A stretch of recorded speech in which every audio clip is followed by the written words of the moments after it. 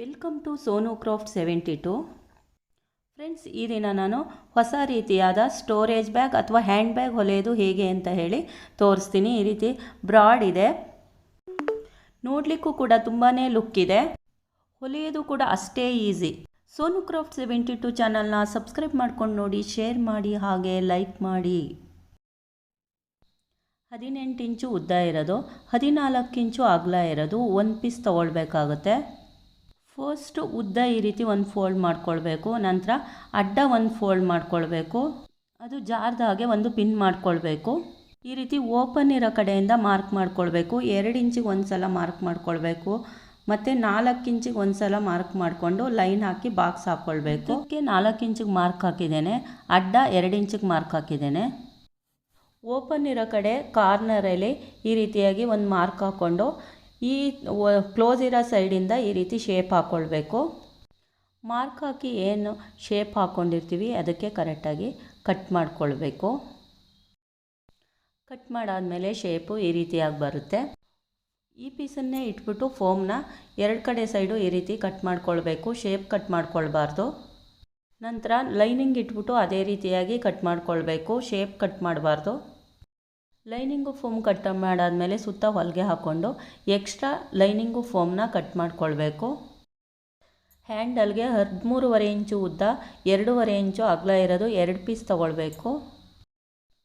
1 fold, 2 fold, 3 fold ಈ ರೀತಿ 3 ಸಲ ಫೋಲ್ಡ್ ಮಾಡಿಬಿಟ್ಟು ಹ್ಯಾಂಡಲ್ನ ಉದ್ದಕ್ಕೂ ಹೊಲ್ಕೊಳ್ಬೇಕು.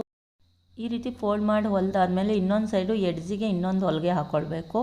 1 ಫೀಟ್ ಈ ಥರ ಹೊಲಿಗೆ ಹಾಕ್ಕೊಂಡ್ರೆ ಸ್ಟಿಫಾಗಿ ಚೆನ್ನಾಗಿರುತ್ತೆ ಹ್ಯಾಂಡ್ಲು. 2 ಹ್ಯಾಂಡಲ್ನು ಇದೇ ರೀತಿಯಾಗಿ ಹೊಲಿದು ರೆಡಿ ಮಾಡ್ಕೊಳ್ಬೇಕು. ಫೋಮು ಲೈನಿಂಗ್ ಹಾಕಿ ರೆಡಿ ಮಾಡ್ಕೊಂಡಿರೋ ಪೀಸ್ನ ಈ ರೀತಿಯಾಗಿ ಸೆಂಟ್ರು ಮಾಡ್ಕೊಳ್ಬೇಕು. ಸೆಂಟ್ರು ಮಾಡಿಕೊಂಡು ಒಂದು ಮಾರ್ಕ್ ಮಾಡ್ಕೊಳ್ಬೇಕು. ಸೆಂಟ್ರು ಮಾರ್ಕಿಂದ 2 ಸೈಡುವೆ 2.5 ಇಂಚು 2.5 ಇಂಚಿಗೆ ಮಾರ್ಕ್ ಮಾಡ್ಕೊಳ್ಬೇಕು.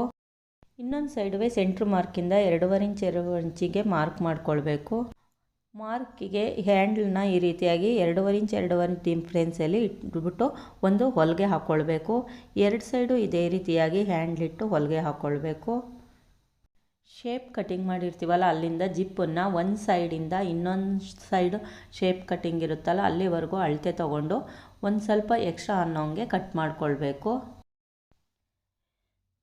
21 ಇಂಚು ಇದೇ ಅಳತೆ ಜಿಪ್ಪು.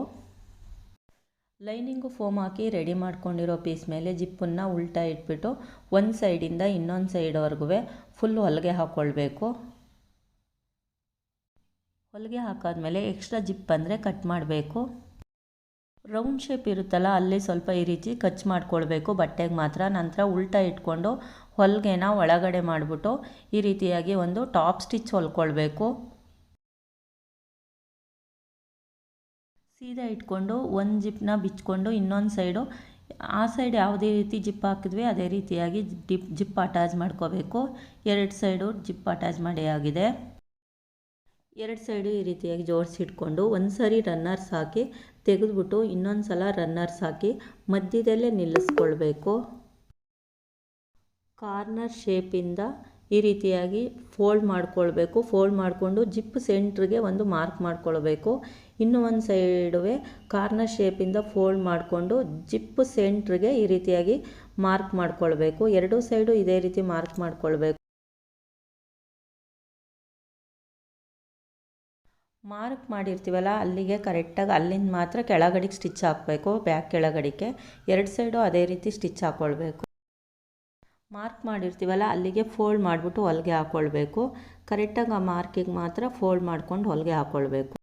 ಫೋಲ್ಡ್ ಮಾಡಿ ಹೊಲಿಗೆ ಹಾಕಿರ್ತೀವಲ್ಲ ಆ ಸೆಂಟ್ರು ಮತ್ತು ಜಿಪ್ಪು 2 ಸೆಂಟ್ರಿಗೆ ಈ ರೀತಿಯಾಗಿ ಸೇರಿಸ್ಬೇಕು. ಸೇರಿಸ್ಬಿಟ್ಟು ಕ್ರಾಸಾಗಿ ಹೊಲಿಗೆ ಹಾಕ್ಕೊಳ್ಬೇಕು. ಈ ರೀತಿ ಕ್ರಾಸಾಗಿ ಹೊಲಿಗೆ ಹಾಕ್ಕೊಳ್ಬೇಕು.